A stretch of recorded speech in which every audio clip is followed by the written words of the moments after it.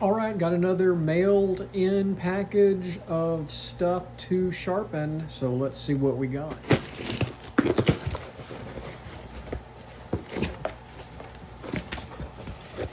All right, bunch of blades for sure, and here's all the shears down in the bottom. So it looks like about 5 pairs of shears.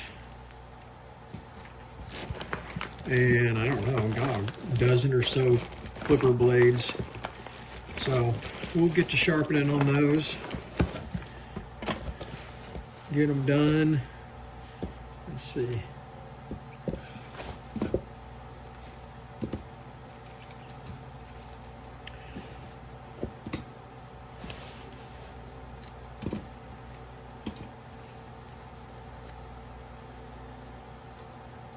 From a dog groomer. So there we go. So mail-in sharpening.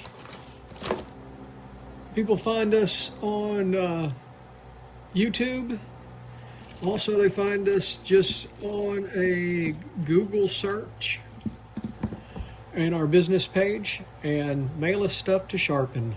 So make sure you subscribe to the channel, check out the live streams, check out our shorts and long content videos. Your support is desperately appreciated. Thank you very much, guys.